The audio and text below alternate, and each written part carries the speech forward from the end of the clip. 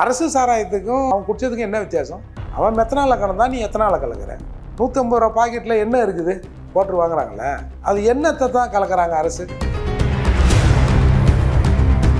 கவர்மெண்ட்டும் கள்ளச்சாராய மாதிரி தான் விற்கிது.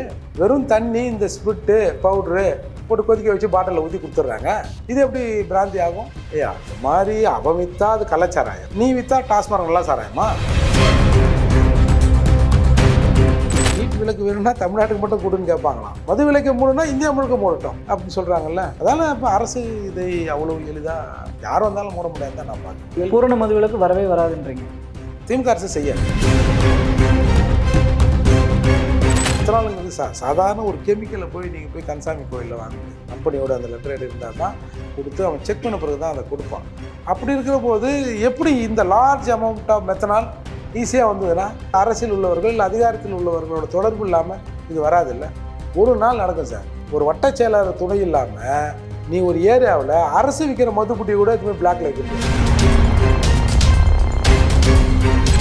விசிகாவினுடைய நடவடிக்கைகள் கவனிக்கப்படுது. இப்போது அவங்க போராட்டம் பண்ணியிருக்கிறாங்க இதற்கு எதிராக. போராட்டம் என்பது மத்திய அரசு எதிர்த்தா மாநில அரசு எதிர்த்தா? இல்லை டாஸ்மார்க் மூடுறோமா, சரக்கு கிடைக்காத போகிறவொடனே மத்திய அரசு யாரு கேட்டியா சொன்னேன், தரையா கிடையாது அப்படின்னு சொல்லிட்டுமா? அந்த முடிவெடுக்கிற உரிமை யாருக்கிட்ட இருக்கு? யாருக்கிட்ட சார்? புரியுது? இந்த ஸ்டேட்டில் தான். அப்புறம் நேரடியாக முதல்வர்கிட்ட சொல்ல வேண்டியதானே? யாரை ஏமாத்துற வேலை இது? சும்மா நீ இங்கே ஐயா குய்யா முயன்னு கத்திட்டு அடுத்து சரி நேற்று ஆர்ப்பாட்டம், இன்றைக்கி என்ன பண்ணுவீங்க? பார்லிமெண்ட்டு போயிட்டீங்க. அப்புறம் நாளைக்கு என்ன பண்ணுவீங்க? சாகும் வரை ஒன்றா வருதுண்டா. தமிழக அரசு மது விலக்கை அமல்படுத்தாமல் நான் உட்காந்துட்டு எழுந்துக்க மாட்டேன். பண்ணுங்கள், ஒரு முடிவுக்கு வரட்டும். உண்மையிலே நீங்கள் மது விலக்கை அமல்படுத்தணும்னு நினைக்கிறீங்களா இல்லையா? திருமாவளவன் நினைக்கிறாரா இல்லையா? அதுக்கான முடிவை நோக்கி ஒரு போராட்டத்தையாவது அது ஒரு முடிவை நோக்கி தள்ளுங்களேன். அரசு இதில் மெத்தனமாக இருந்ததா, இல்லை திறனற்று இருந்ததா, இல்லை சேர்ந்து கண்டும் காணாமல் இருந்ததான்ற ஒரு கேள்வி இப்போ எழுது. ஒட்டுமொத்த சிஸ்டமும் இதை கண்டுக்கலையே. அப்போ இது யாரோட தப்பு? இன்றைக்கு ஒரு 4000 லிட்டர் பிடிச்சிட்டோம், 5000 லிட்டர் பிடிச்சிட்டோம், 700 பேரை பிடிச்சோம், 500 பேரை பிடிச்சோன்றாங்கல்ல. சப்போஸ் கள்ளக்குறிச்சி மரணம் நிகழலைன்னா என்ன நடந்திருக்கும்? இன்னைக்கு பறிமுதல் செய்யப்பட்டதெல்லாம் மனித வயிற்றுக்குள் போயிருக்கும்ல. இப்போ இது அரசு இதை ஒத்துக்கு தானே ஆகணும். அப்போ அரசோட ஃபெயிலியர் தானே இது.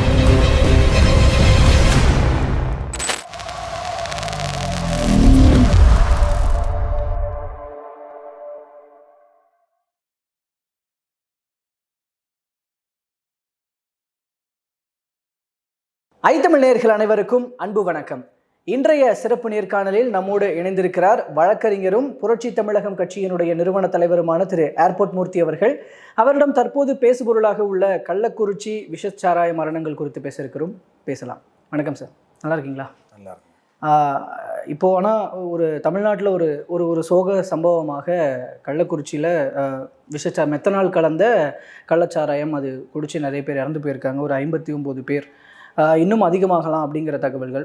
ஸோ இப்போ இதில் உங்களோட பார்வையில் இதனுடைய பின்னணியில் என்னதான் நடந்திருக்கிறதாக நீங்கள் பார்க்குறீங்க? அதாவது டாஸ்மார்க் நிர்வாகத்துக்கு பேரலாம், அதாவது டாஸ்மார்க் கடைகளில் விற்கப்படுகின்ற சாராயத்திற்கு பிராந்திக்கு பேரலாம் இன்னொரு வகை மது விற்கப்பட்டு வந்து கொண்டிருக்கிறது தமிழகத்தில்ன்றது தான் நம்ம இதில் புரிஞ்சுக்கணும். இது ஏதோ கள்ளக்குறிச்சியில் விற்றுட்டாங்க, கள்ளக்குறிச்சியில் ஏதோ படிப்பு இல்லாத ஜனங்க காலனி ஜனங்க வாங்கி குடிச்சிட்டாங்க அப்படிங்கிறதுலாம் இல்லை. தமிழ்நாடு முழுக்க, குறிப்பாக வட மாவட்டங்களில் இந்த நம்ம காஞ்சிபுரம், செங்கல்பட்டு, கடலூர், விழுப்புரம், திண்டிவனம், அப்படியே கள்ளக்குறிச்சி, சேலம், அப்படியே தருமபுரி, ஓசூர், இந்த பகுதிகளெலாம் பெரும்பாலும் வேலூர்லாம் ஃபேமஸானது சாராயத்துக்கு, வடக்கு மற்றும் மத்திய மாவட்டங்கள். அப்போது பெரும்பாலான இடங்களில் இது பேரலாம் ஒரு பிஸ்னஸ் நடந்து கொண்டு இருக்குது. அரசு என்ன சொல்லுது? நான் ஏன் டாஸ்மார்க் அரசு நடத்துதுன்னா இது கள்ளச்சாராயம் பெருகிடும், அதை குடித்து செத்துருவாங்க அப்படின்னு சொல்லுது. அது பொய் தானே. கள்ளச்சாராயம் குடிச்சு யாரும் சாகலையே, 3 வருஷமாக சாகாமல் தானே இருந்தாங்க. இடையில ஒரு தடவை 2023 ஒரு சம்பவம் நடைபெற்றுது, 2024 ஒரு சம்பவம் நடைபெற்றிருக்கு. பட் ஆனால் ரொட்டீனாக 3 வருஷமாக சரக்கு விற்றுன்னு தானே இருந்திருக்காங்க. அப்போது இது ஒரு மனித பிழை, இந்த கிளக்கிறதுல இருக்கிற மனித பிழையால் இது நிகழப்பட்ட நிகழ்வு. இன்றைக்கு ஒரு 4000 லிட்டர் பிடிச்சிட்டோம், 5000 லிட்டர் பிடிச்சிட்டோம், 700 பேரை பிடிச்சோம், 500 பேரை பிடிச்சோன்றாங்கல்ல. சப்போஸ் கள்ளக்குறிச்சி மரணம் நிகழலைன்னா என்ன நடந்திருக்கும்? இன்னைக்கு பறிமுதல் செய்யப்பட்டதெல்லாம் மனித வயிற்றுக்குள் போயிருக்கும்ல. இப்போ இது அரசு இதை ஒத்துக்கு தானே ஆகணும். அப்போ அரசோட ஃபெயிலியர் தானே இது, சரியா? அரசோட ஃபெயிலியர் ஒன்று. என்னை வந்து மக்களை அந்த அந்த கள்ளச்சாராயத்தை நோக்கி, ஆக்சுவலாக சொல்லப்போனால் ப்ராக்டிக்கலாக சொல்லப்போனால் அந்த சாராயம் தான் நல்ல சாராயம். காய்ச்சி வடிகட்டி கொடுக்குற சாராயம் உடம்புக்கு ஏற்ற சாராயம். அரசு நீங்கள் சொல்கிற கருத்து ஏதோ அதை ஊக்குவிக்கிற மாதிரி இருக்கே. இல்லை, நான் உண்மையை சொல்கிறேன். நீங்கள் சாராயம் குடிக்கிறவனை கேட்டு பாருங்கள். அதாவது இந்த மாதிரி காய்ச்சி வடிகட்டி கொடுக்குற சாராயத்தை குடித்தா உடம்பு கலகலன்னு இருக்குது, காலையில் மோஷன்லாம் ஃப்ரீயாக போகுது, உடம்பு வந்து வெயிட்லெஸ்ஸாக இருக்குது அப்படின்னு சொல்லுவாங்க. ஏன்னா பிகாஸ் அதில் போடுற இன்க்ரீடியன்ஸ் அது. இந்த மாதிரி பழங்க, அழுவினம் பழம், அது இது, அந்த பட்டை இந்த பட்டை, அது எல்லாத்தையும் வெளியில் சொன்னால் ஒரு மாதிரியாக இருக்கும். அந்த மாதிரி போட்டு அதை வந்து பூமிக்குள்ளே புதைக்க வச்சு அதை வந்து நொதித்தல் முறையில் அது வந்து ஈஸ்ட் ஆகி அதில் வந்து அந்த ஃபெர்மெண்டேஷன் ஆகி அதுக்கப்புறம் அதை எடுத்து காய்ச்சி வடிகட்டி குடிக்கிறது. இது காலங்காலமாக குடித்து வருகிற ஒரு பாரம்பரியம் தான் இது. இது வந்து சும்மா நம்ம மறைச்சி பேசுறதுக்கு என்ன இருக்குது? அந்த காலத்துலேருந்து சாராயம் காய்ச்சி குடிச்சதெல்லாம் உண்டு இல்லை? நீங்கள் முன்னாடிலாம் பார்த்தீங்கன்னா இந்த டியூப்பு, பானை, இந்த அந்த அடுப்பு மாதிரி இருக்குல்ல, அது எல்லாத்தையும் தலை மேலே தூக்க வச்சு வெறும் லுங்கி வேஷ்டியோட போலீஸ் விட்டு வரதெல்லாம் நம்ம பார்த்துருப்போம். ஒரு 10-20 வருஷத்துக்கு முன்னால், ஒரு 50 வருஷத்துக்கு முன்னாடிலாம். அப்போ இது பாரம்பரியமாக இருந்து கொண்டு வர்றது. இதில் இந்த கெமிக்கல் வந்து இப்போ இடையில சேருது. மெத்தனால்ங்கிற கெமிக்கல் இதில் சேர்க்கப்பட்டதன் விளைவு தான் இது. அப்படி இல்லைன்னா ஒரு 5 நாளைக்கு முன்னாடி இதே கல்லாவில் குடித்தவன் தானே, 5 நாளைக்கு முன்னாடி குடித்தவன் 4 நாளைக்கு முன்னாடி குடிச்சிட்டு மறுநாள் வந்து குடிச்சிட்டு இந்த மாதிரி ஆகிப்போச்சு. அப்போது இதை நான் நியாயப்படுத்தலை, இதை அரசு தடுத்துருக்கணும்ல. அப்போ இது எங்களுக்கு தெரியாமல் நடந்ததுன்னு அரசு சொல்ல முடியாது. ஏன்னா ஒரு இடத்துல நடந்திருந்தால் அதை நம்ம அரசு சொல்லலாம்.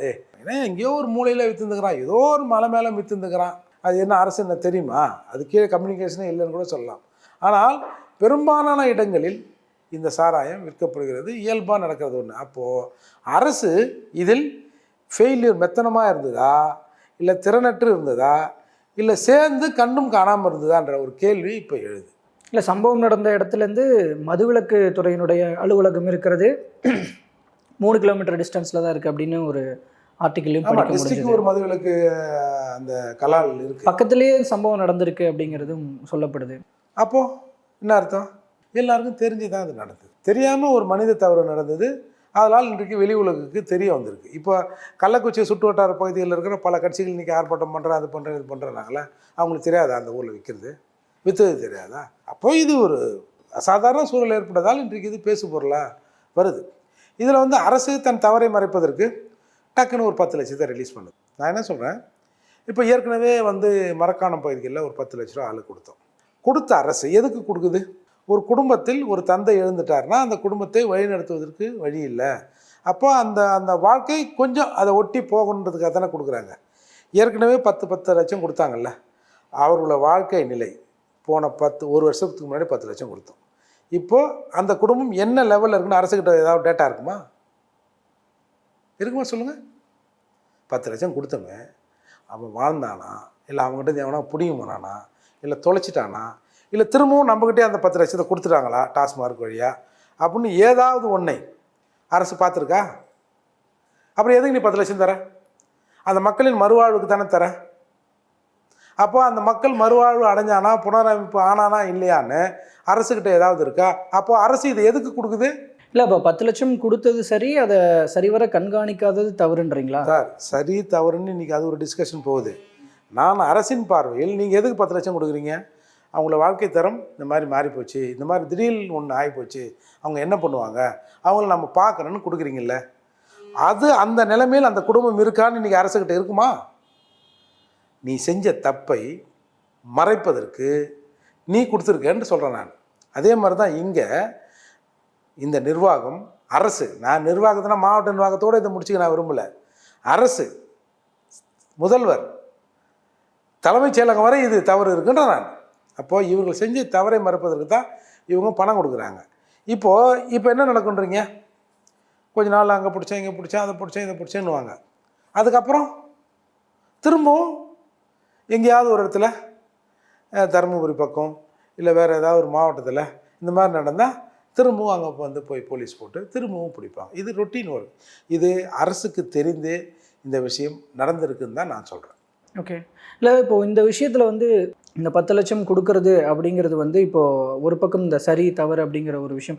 இப்போது இந்த என்ன என்ன இருந்தாலும் அவங்களுக்கு அந்த 10 லட்சம் போகிறதுன்றது யூஸ்ஃபுல்லாக இருக்கும் அப்படின்னு நீங்கள் நினைக்கிறீங்களா? இல்லை இந்த 10 லட்சம் கொடுத்துருக்கக்கூடாது. ஏன்னா இப்போது சீமான்லாம் சொல்கிறாரு, இப்போது அதாவது எல்லையில் உயிரிழந்த இராணுவ வீரன் குடும்பத்துக்கு 10 லட்சம் கொடுக்கல, சாராயம் குடிச்சு இறந்தவனுக்கு 10 லட்சமா அப்படின்ற அந்த கேள்வியெல்லாம் முன்வைக்கிறாங்க. அந்த விவாதத்தில் உங்களோட பார்வை என்ன? இல்லை, நம்மக்கிட்ட அதுக்கு ரிசல்ட் இல்லையே. நீங்கள் போன தடவை கொடுத்ததை ஆய்வு பண்ணி ஒரு அறிக்கை வச்சுருந்தீங்கன்னா நம்ம அதை பார்த்து சொல்லலாம். இப்போ நம்ம யாரும் போன தடவை வாங்கின 10 லட்சம் வாங்கினவன் என்னடா எந்த நிலைமையில் இருக்கிற அப்படின்னு நமக்கு யாருக்கும் தெரியாது. ஆனால் ப்ராக்டிக்கலாக என்ன நடக்கும்? பல விஷயங்களில் இந்த மாதிரி இப்போ கட்டடத்து மேலேருந்து ஒருத்தர் விழுந்துடுறான், ஏதோ அந்த கம்பெனிக்காரன் ஒரு நஷ்டம் எடுத்து தரான். இப்போ வந்து இந்த ட்ரைனேஜ் எடுத்தாங்கன்னா ப்ரைவேட்டில் அதுக்குள்ளே மாட்டி செத்தா அரசு ஒரு 10 லட்சம் தரணும், அதுவும் சம்மந்தப்பட்டவர்களிருந்து வசூலிக்கணும்லாம் ஒரு சட்டம் இருக்குது. இப்போ அந்த 10 லட்சத்தையும் வாங்கிய குடும்பங்கள் அந்த 10 லட்சத்தை வச்சு சரியாயிடுச்சா அப்படிங்கிற டேட்டாலாம் இல்லைல்ல. ஆனால் எனக்கு ஒரு பர்சனல் அனுபவம் இருக்குது. கண்ணகி நகரில் அந்த மாதிரிலாம் நடக்கலை. பாதிக்கப்பட்டவர்களுக்கு காசு வாங்கினான்னா அவன் சொந்தம் பந்தம் அவனே பிச்சு உதறி சொந்தக்காரெல்லாம் உதறி பழைய நிலைமைக்கு அந்த குடும்பங்கள் வந்துடுது.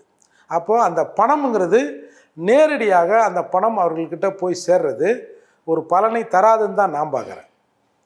இப்போது ஒரு தாய் தந்தை 2 பேரும் இருந்து ஒரு 3 குழந்தைங்க இருந்தாங்கல்ல, அந்த 3 குழந்தைகள் அந்த 10 லட்ச ரூபா என்ன பண்ணுங்க?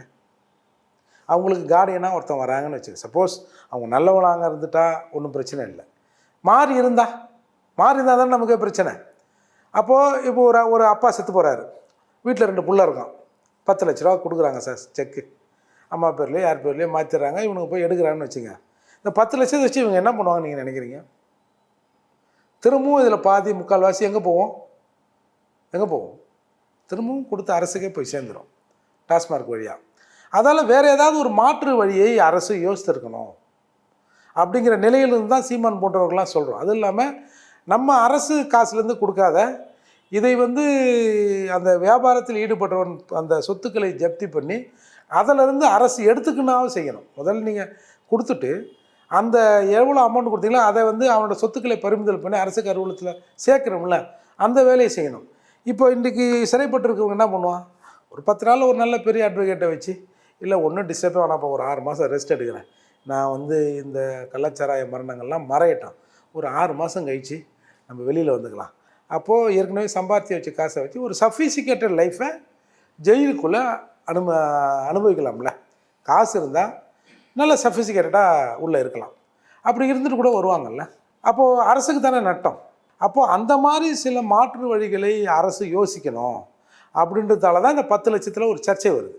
இப்போ இதில் இந்த நிர்வாக சீர்கேடு அப்படிங்கிறது வந்து நீங்கள் அதில் இருக்கிற தொடர்பு அப்படிங்கிறது தலைமைச் செயலகம் வரைக்கும் இருக்குது அப்படின்னு நான் சொல்கிறேன்னு இப்போ கொஞ்சம் நேரத்துக்கு முன்னாடி சொன்னீங்க. ஆனால் இப்போது ஒரு சிலர்கிட்ட சில மூத்த பத்திரிகையாளர்கிட்ட பேசும்பொழுதெல்லாம் இந்த கீழ்மட்டத்தில் இருக்கிற எஸ்பிக்கும் கீழே இருக்கிறவங்க அவங்க தான் வந்து இந்த மாதிரி விஷயங்களில் வந்து கொஞ்சம் அலோவ் பண்ணுறது இருக்கட்டும். எஸ்பி லெவலில் இருந்தெல்லாம் யாரும் பரவாயில்ல விற்றுக்கோங்க, கொடுக்குற காசை வாங்கிக்கோங்கலாம் சொல்ல மாட்டாங்க. மேலே இருக்கிற நடவடிக்கைகள் ஸ்ட்ரிக்டாக தான் இருக்கும், கீழே தான் கொஞ்சம் லிபரலாக இருக்கிறதுனால இந்த மாதிரி விஷயங்கள் நடக்குது அப்படிங்கிற ஒரு கருத்தை முன்வைக்கிறாங்க. அப்போ இதில் ஒரு லிபரலேஷன், அந்த ஒரு லிபரேஷன் கொடுக்கறதுன்றது கீழ்மட்ட காவலர்கள் இல்லை அதிகாரிகள் இந்த மாதிரி தானே ஒரு கருத்து ஒன்று வைக்கப்படுது. நீங்கள் அப்படி பார்க்கலையா? இப்போ ஒரு காவல் நிலையக்குள்ளே, இப்போ நம்ம அண்ணா நகர் காவல் நிலையக்குள்ளேன்னு வச்சுங்க, இங்கே ஒரு பிரச்சனை வருது. யார் எஃப்ஐஆர் போடுற அத்தாரிட்டி யாருக்கு இருக்குது? நம்ம ஸ்டேஷன் இன்ஸ்பெக்டருக்கு இருக்குது. அப்போ எதுக்கு டிஜிபி அவரை கண்ட்ரோல் பண்ணணும்? எதுக்கு டிசி அவரை கண்ட்ரோல் பண்ணணும்? எஃப்ஐஆர் போடுற அதிகாரம் தான் உங்கள்கிட்ட இருக்க, நீயே பிடிச்சி போட்டுடலாம்ல. அப்போ அதை அப்படியே விட்டுருவோமா? இன்ஸ்பெக்டரோடு நிறுத்திடுவோம். இன்ஸ்பெக்டருக்கு மேலே அதிகாரம்லாம் வேண்டாம், இவர் தான் இந்த எல்லைக்கான ஐஓ ஆஃபீஸர், இவர் தான் விசாரணை அதிகாரி, இவர் தான் அப்படின்னு நிறுத்திடுவோமா?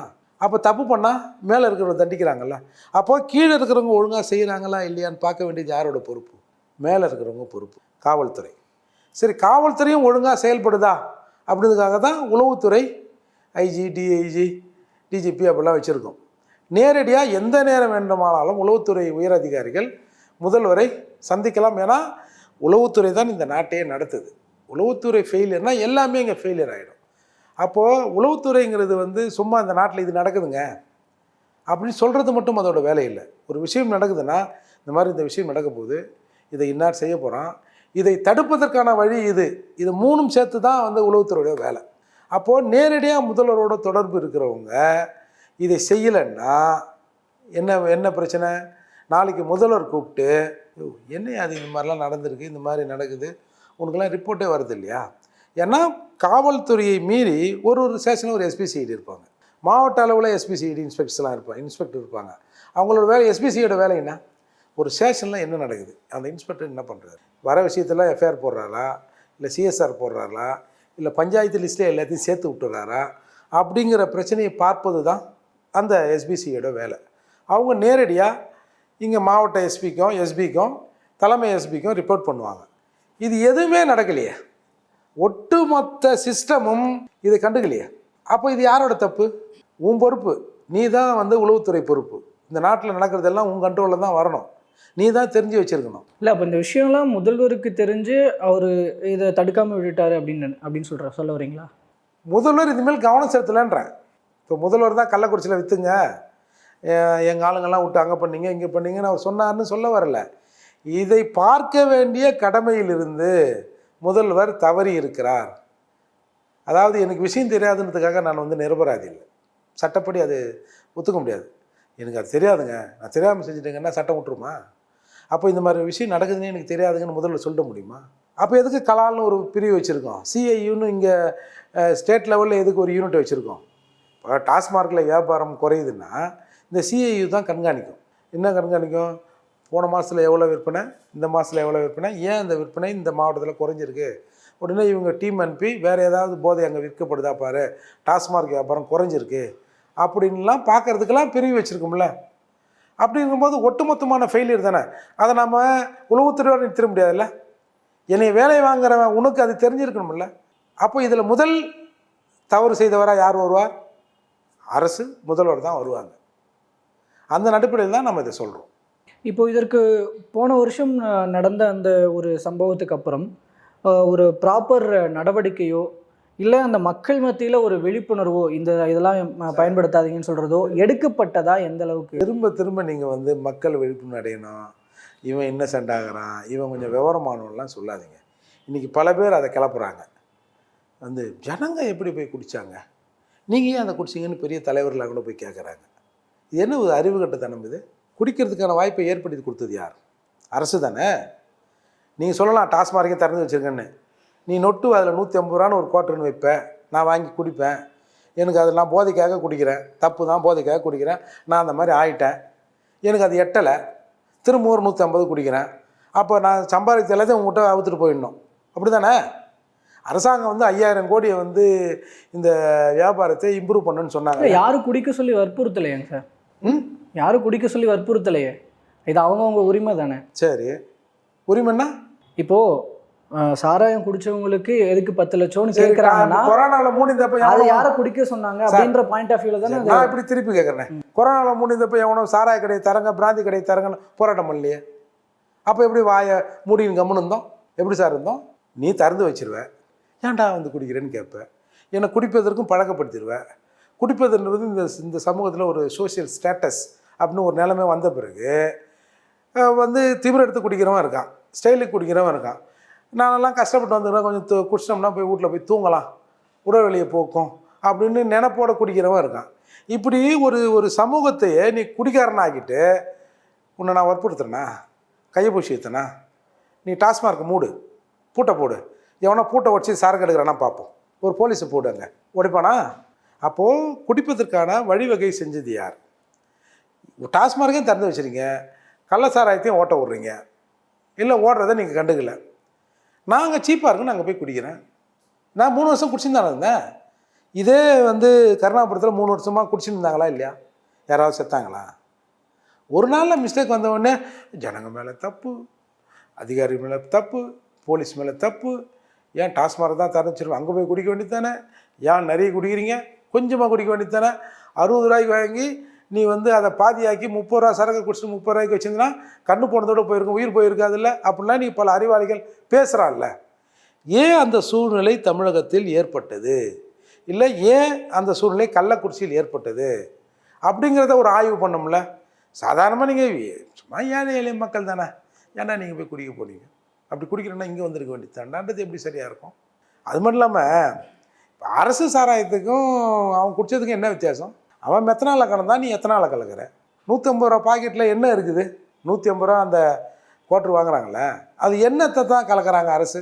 இப்போது நம்ம இந்த இது இருக்கு இல்லையா, இந்தியன் ஸ்டாண்டர்ட் ஆல்கஹால் ஸ்பெசிஃபிகேஷன் ஒன்று, அது சில வரைமுறைகளை சொல்லியிருக்கு. பிராந்தினா இது இருக்கணும், விஸ்கினா அது இருக்கணும், பியர்னா இன்னென்ன இன்டகிரன்ஸ் அதில் இருக்கணும்னு. பிராந்தினா இப்படி இருக்கணும்னு ஒரு வரைய இருக்கு. அந்த மாதிரி தான் அரசாங்கம் விற்கிதா சொல்லுங்கள்? பிராந்தினா வந்து இந்த திராட்சை பழம் இருக்கணும், அதை ஊற வைக்கணும், அதை வந்து ஒரு 10 நாள் கழிச்சு எடுத்து காய்ச்சி வடிகட்டணும், அதுதான் பிராந்தின்னு ஒரு வரையறை இருக்குது.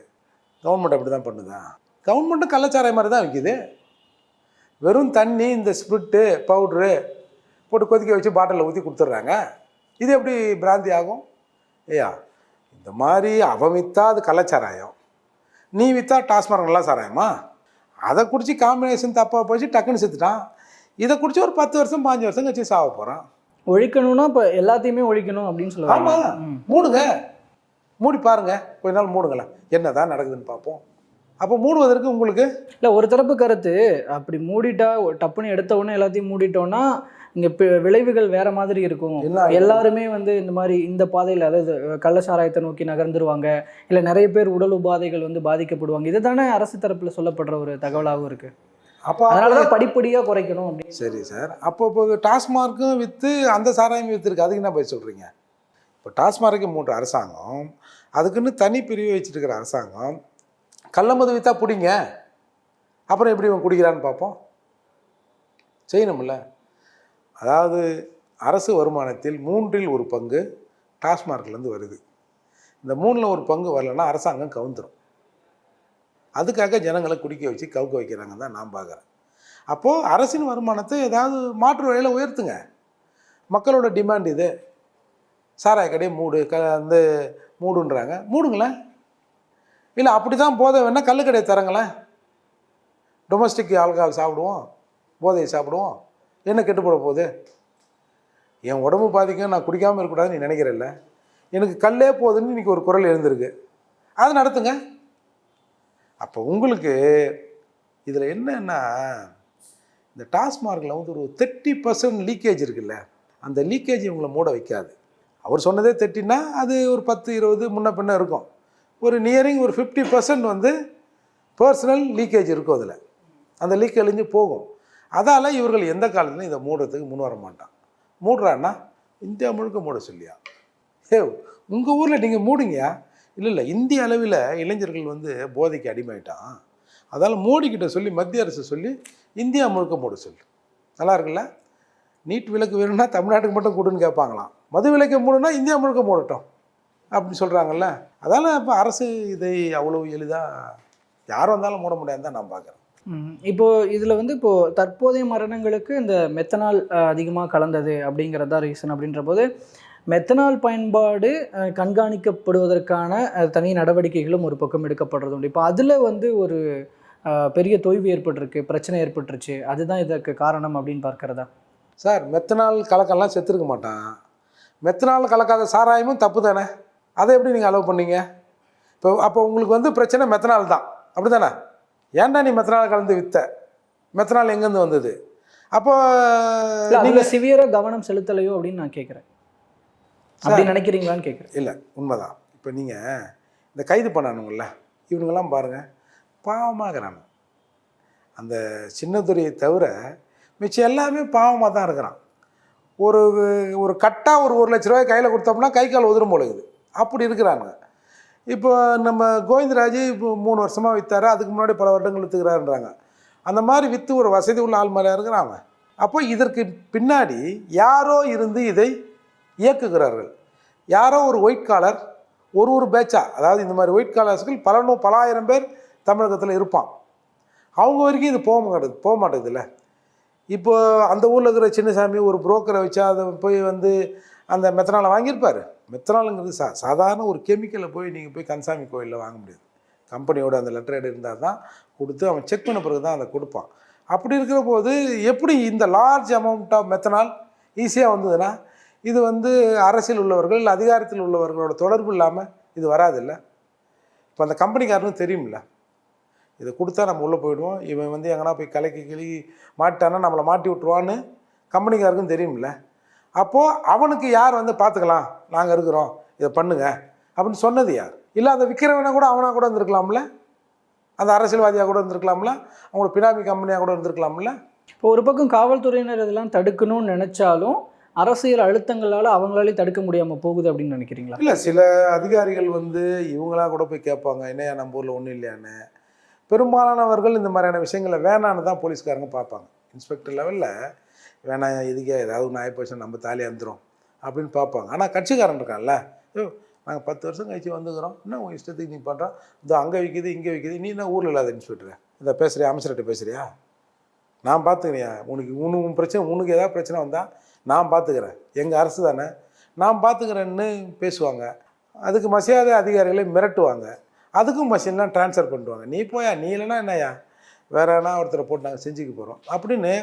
அரசியல்வாதிகள் துணை இல்லாமல், குறிப்பாக ஆளுங்கட்சியினர் துணை இல்லாமல் நாட்டில் எந்த விஷயமும் நடக்காது சார். சார், பொம்பளை பிஸ்னஸ் கூட அரசியல்வாதிகள் ஆளுங்கட்சியினர் துணை இல்லாமல் நடக்கவே நடக்காது சார். ஒரு நாள் நடக்கும் சார். ஒரு வட்டச் செயலாளர் துணை இல்லாமல் நீ ஒரு ஏரியாவில் அரசு விற்கிற மதுப்புட்டியை கூட எதுவுமே பிளாக்ல வைக்க முடியாது, நேராக போலீஸ் வந்துடும். இப்போ இதில் ஒரு பக்கம் வந்து பாதிக்கப்பட்டவர்களுடைய எண்ணிக்கை வச்சு பார்க்கும்போது பட்டியலினத்தவர்கள் அதிகமாக இருக்கிறார்கள்ன்ற ஒரு பாயிண்ட்லேருந்து பார்க்கும்போது விசிகாவினுடைய நடவடிக்கைகள் கவனிக்கப்படுது. இப்போது அவங்க வந்து போராட்டம் பண்ணியிருக்கிறாங்க, இதற்கு எதிராக தேசிய அளவிலேயே பூரண மதுவிலக்கு வேணும் அப்படிங்கிற ஒரு கொள்கையை முன் வச்சிருக்கிறாங்க. போராட்டம் என்பது போராட்டம் என்பது மத்திய அரசு எதிர்த்தா மாநில அரசு எதிர்த்தா? இல்லை, இதில் நடவடிக்கை எடுக்க வந்து மத்திய அரசு திமுக ஆதரிக்கலன்னு தான் சொல்லிட்டாங்களே, தவறு தான் அப்படிங்கிறதையும் தான் சொல்லியிருக்கிறாங்க. நான் கேட்குறது, இந்தியா முழுக்க குடிநீர்த்தினா தான் தமிழ்நாட்டில் நிறுத்த முடியுமா?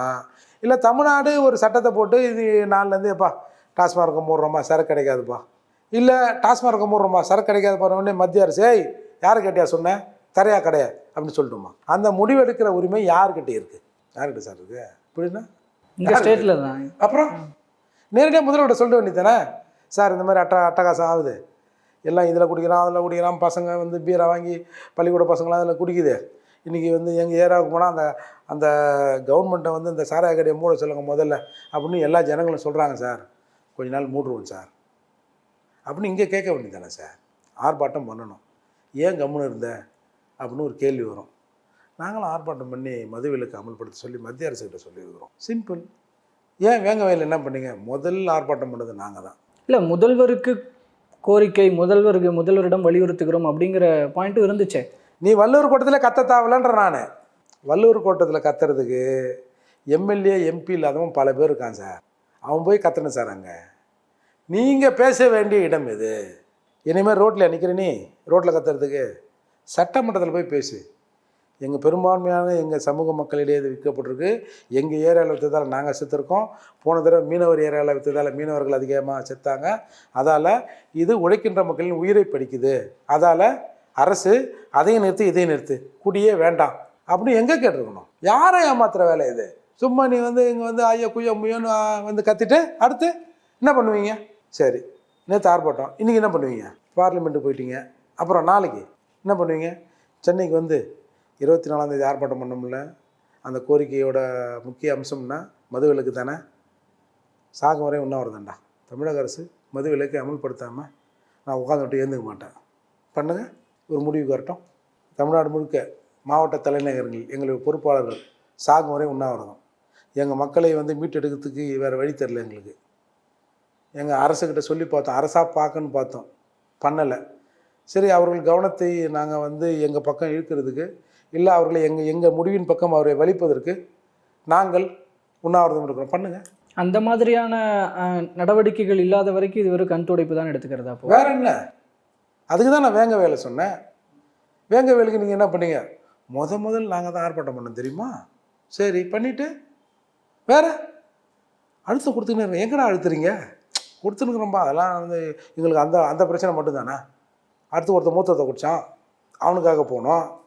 அடுத்து வந்து சத்துணவு கூடத்தில் இது பண்ணாங்க, அதுக்காக எங்கள் தலைவர் கண்டனம் பண்ணார். உங்கள் ஒரே மலம் கலந்த பிரச்சனை மட்டும்தான் எங்களுக்கா? வேறு பிரச்சனையே இல்லையா? அப்புறம் சனாதனத்தை ஒழிக்க தெரியலையானாங்க, இந்திய அரசின் சட்டத்தை நாங்கள் காப்பாற்ற வேணாவா? எல்லாருக்குமா நாங்கள் கேட்க வேணாவா? ஒன்றுலேயே நிற்க சொல்கிறீங்களா? அப்படிங்கிறது எப்படி சரியாக இருக்கும்? உங்களுக்கு வேணால் அது சரியாக இருக்கும். ஆனால் நீங்கள் செய்த நோக்கம் அது ஃபெயிலியர் ஆகுதுல்ல, அதில் உண்மை இல்லைன்னு தெரியுதில்ல. உண்மையிலே நீங்கள் வந்து மது விலக்கை அமல்படுத்தணும்னு நினைக்கிறீங்களா இல்லையா? திருமாவளவன் நினைக்கிறாரா இல்லையா? அதுக்கான முடிவை நோக்கி ஒரு போராட்டத்தையாவது அது ஒரு முடிவை நோக்கி தள்ளுங்களேன். இப்போ எடப்பாடியார் வந்து சிபிஐ விசாரணை வேணும், இல்லை மது விலக்கு அமல்படுத்து அது எதுன்னா திமுக கேட்கணும். சிபிஐ விசாரணை கேட்குறீங்க, மது விலக்கில் உங்கள் கொள்கை என்ன? அதிமுக என்ன நினைக்குதா? அதிமுக 3ன்னு நினைக்குதா? கடை வந்து இல்லை பரவாயில்லன்னு சொல்லுதா? அப்படின்னு யார் சார் கேட்கணும்? திமுக கேட்கணும். திருமாவளவன் கேட்குறாரு, மது விலக்கில் அதிமுக நிலைப்பாடு என்ன சொல்லுமா? ஏன் சொல்லணும்? இப்போ எடப்பாடி நினச்சா மூடுவாரா? இல்லை எடப்பாடி நினச்சா வந்து இப்போ திமுக அரசு மூடிடுச்சு, ஏங்க மூடினீங்க தரங்க அப்படின்னு சொல்லுவாரா? இல்லை சொன்னால் அது நடக்குமா? அப்போ யார் இதை செய்யணும்? அங்கே கேள்வி கேளுங்கண்ணா. நீ என்ன அரசு என்ன உன்ன நிலைப்பாடு என்ன? மூடுறியா இல்லையா? இவங்க கொடுக்குற அழுத்தம் பத்தலைன்னு பார்க்குறதா, இல்லை இவங்க அழுத்தம் கொடுத்தும் இங்கே அவங்க அதை பெருசாக கன்சிடர் பண்ணலன்னு பார்க்குறதா? இல்லை, இது அழுத்தமே இல்லை. இது ஒரு சடங்கு சம்பிரதாயம், அவ்வளோதான். நிர்பந்திக்கிற மாதிரி இல்லைல்ல. அப்படின்னா எல்லாரும் ஒட்டுமொத்தமாக சட்டமன்றத்தில் பேசியிருக்கணும்ல. தமிழ்நாட்டில் இருக்கிற எதிர்க்கட்சிகள் உட்பட கூட்டணி கட்சிகள் உட்பட இந்த கோரிக்கையை வைத்தா அரசு அது மீது ஏதாவது ஒரு பதில் சொல்லித்தானே ஆகணும். நீ திரும்பவும் இந்த பழைய பொய்யை சொல்ல முடியாது. நான் டாஸ்மார்க்கை திறந்து வச்சுருக்கிறதே கள்ளச்சாராயத்தை தடுக்குது தான், அந்த பொய்யெல்லாம் திரும்பவும் சொல்ல முடியாது. அப்போ ஒரு நெருக்கடிக்கு அரசை உள்ளாக்கணும்ல, ஒரு பதில் சொல்ல வேண்டிய இடத்துல அவங்கள தள்ளணும்ல. அந்த மாதிரிலாம் இல்லையே. இன்றைக்கி ஆர்ப்பாட்டம் பண்ணிங்க, அப்புறம் முடிஞ்ச உடனே அப்படி போய் எல்லாம் ஒயின் சாப்பிட்டுக்கிட்டு ஊர் போய் சேர்றோம்ல நம்ம. நான் இவங்களும் இல்லை, பொதுவாக இல்லை. அதாவது ஒரு ஒரு மக்களுக்காக யாருமே குரல் கொடுக்காத இடத்துல இப்போ ஒருத்தர் குரல் கொடுக்குறாரு அப்படின்னா, குரல் கொடுக்குறவரையும் ஏன் குறை சொல்கிறீங்கன்ற ஒரு பாயிண்ட் ஆஃப் ஒரு விமர்சனம் உங்கள் மேலே வைக்கப்படாதா? இப்போ என்ன குரல்? திருமாவளவன் அவர்களுக்கு எதிராக நீங்கள் சொல்கிற கருத்துக்களை பார்க்கும்போது சார், அவர் சட்டமன்றத்தில் 4 எம்எல்ஏ இருக்கான் பேசியிருக்கணுன்ற. நான் சட்டமன்றத்தில் நீங்கள் கவன ஈர்ப்பு தீர்மானத்தை நீங்கள் கொண்டு வந்திருக்கணும். நம்ம பாதிக்கப்பட்டிருக்கோம் இந்த தடவை, நம்ம தானே கொண்டு வரணும். இப்போ இவங்க நடத்தலாம், வேறு யாருமே நடத்த மாட்டாங்களா? அதிமுக ஒரு தான் நடிச்சு முந்தானத்து வேறு எதிர்கட்சி நடத்துறதும் கூட்டணி கட்சி நடத்துறதுக்கும் வித்தியாசம் இருக்குது இல்லைங்களா? ஸோ அந்த கோணமும் அந்த பாயிண்ட். எதிர்கட்சி நடத்தி ஒரு ரிசல்ட் வரல, கூட்டணி கட்சி நடத்தியா ஒரு ரிசல்ட்டு வந்துதா வரலையா? நடவடிக்கைகள் என்ன அந்த பக்கம் தான் எதிர்பார்க்கலையா சார்? யூஷுவல் போராட்டமாக தான் முடிஞ்சிருக்கு. அப்புறம் இந்த குரல் எங்கே போய் எதிரொலிச்சிருக்கணும்? வள்ளூர் கூட்டத்தில் மைக் போட்டு பேசுறது இல்லை, சட்டமன்ற மைக்கில் பேசியிருக்கணும். அப்போ அரசுக்கு ஒரு நெருக்கடி வரும். எல்லா கட்சிகளும் சொல்கிறாங்க. இப்போ யாராவது இதுக்கு மாற்று கருத்து சொல்லுவாங்களா? இப்போ கம்யூனிஸ்ட்காரன் இல்லை நம்ம கவர்மெண்ட்டை தான் விற்றுக்கிட்டோம் அப்படின்னு அவங்க சொல்லுவாங்களா? எல்லாரும் சொன்ன பிறகு நம்ம சொன்னோம்னா நம்ம தான் சாராய பெருக்கி உடஞ்சா இருக்கிற மாதிரி ஆகிடும். அதால் நம்மளும் இந்த தீர்மானத்துக்கு முன்மொழிவோ இல்லை வழிமொழிவோன்னு ஏதாவது ஒன்று நிலைக்கு வந்துடும்ல. அப்போ இது யாரை ஏமாத்துகிற வேலை? சரி, ஏமாத்துகிற வேலைன்னா கூட அது கடுமையான வார்த்தையாக இருக்கும். இதால் ஒன்றும் பிரயோஜனம் இல்லைன்ற நான். அப்போது எங்கள் வீட்டுக்காரங்க கச்சேரிக்கு போனாருன்னா அது என்ன பாட்டு பாடுறான்னா இல்லை, எங்கள் வீட்டுக்காரன் கச்சேரிக்கு போனார், எங்கடி உங்கள் வீட்டுக்காரன் கச்சேரிக்கு போய்க்கிறாரு அப்படியா அப்படின்ற மாதிரி தான் இது. ஓகே. ஸோ இப்போ நிறைவாக ஒரு பக்கம் அரசாங்கத்தினுடைய இந்த நடவடிக்கைகள் எந்த மாதிரி இருக்கிறது, இன்னும் எந்த மாதிரி இருக்கணும் அப்படிங்கிற ஒரு கருத்தாக இருக்கட்டும், இந்த மாதிரி எதிர்ப்பு தெரிவிப்பவர்கள் இன்னும் எந்தளவுக்கு தெரிவிக்கணும் அப்படிங்கிறதாக இருக்கட்டும், இல்லை மக்கள்கிட்ட விழிப்புணர்வு ஏற்படுவதாக இருக்கட்டும், இதில் உங்களோட நிறைவு கருத்தாக என்ன சொல்லுங்கள்? மக்களுக்கெல்லாம் விழிப்புணர்வு அது எல்லாம் எல்லார்கிட்டையும் இருக்கும். இப்போ என்ன சொல்லுவீங்க, அப்போ எங்கெங்கே வந்து போராடினாங்கன்னு கேட்பீங்க. அவன் வேலையை வெட்டி விட்டு வந்து இப்போ கள்ளக்குறிச்சியில் ஒரு 50 பேர் செத்துருக்கான்ல, 50-60 பேர் செத்துறாங்கல்ல. கள்ளக்குறிச்சி மற்ற சாவாதவங்களாம் போராட்டம் பண்ணானா? அப்போ அவன் வந்து சாராயத்துக்கு ஆதரவா? அப்படி எடுத்துக்கலாமா? அதை அவர்களும் எதிர்ப்பு தான். அவன் வேலை அவனுக்கு. இதை செய்ய வேண்டியது கட்சிக்காரர்களின் பொறுப்பு. சரி, இந்த மாதிரி நிலைமை இருக்குன்னா சரி, அவன் கேட்கறதுக்கு முன்னாடியே அதை நடைமுறைப்படுத்த வேண்டியது ஒரு சரியான அரசாங்கத்தின் கடமை. உன்னோட கடமை அது, நீ இறக்கப்பட்டு செய்ய வேணாம். அந்த கடமையிலிருந்து அரசு தொடர்ந்து தவிர்த்து கொண்டே வருகிறது. இவர்கள் இதை மூட மாட்டார்கள். தொடர்ந்து எதிர்க்கட்சிகள் பூரண மதுவிலக்கு வரவே வராதுன்றீங்க? திமுக அரசு செய்யாது. நான் தான் சொல்றேன்ல, 1/3 ஆஃப் த வருமானம் இதில் தானே வருது. அப்புறம் மற்றதை வச்சு என்ன பண்ணுறது? வாஜாருக்கு எப்படி சம்பளம் கொடுப்போம், அரசு ஊழியருக்கு எப்படி சம்பளத்தை கொடுப்போம், நம்ம எப்படி ஒரு 8 காரில் போவோம், ஒரு அமைச்சர் போனோம்னா 10-50 கார் எப்படி போவோம், எப்படி அப்புறம் திறப்பு விழாலாம் நடத்துவோம், எப்படி என்ன பண்ணுவோம்? ஒன்றுமே பண்ண முடியாது இல்லையா? அதால் அரசு அதை தான் பார்க்கும். இங்கே இருக்கிற எதிர்க்கட்சிகளும் கூட்டணி கட்சிகளும் மக்கள் நலன் கருதி நாம அதை நோக்கி அரசாங்கத்தை தள்ளணும். அந்த வேலையை செஞ்சால் தான் இது நடக்கும். கண்டிப்பாக சார், இது நடக்குமா என்னன்றதை பொறுத்திருந்து பார்க்கலாம். பல்வேறு தகவல்களை, கருத்துக்களை எங்களோடும் எங்கள் மூலமாக மக்களோடும் இவ்வளோ நேரமாக பகிர்ந்துக்கிட்டதுக்கு ரொம்ப நன்றிங்க சார்.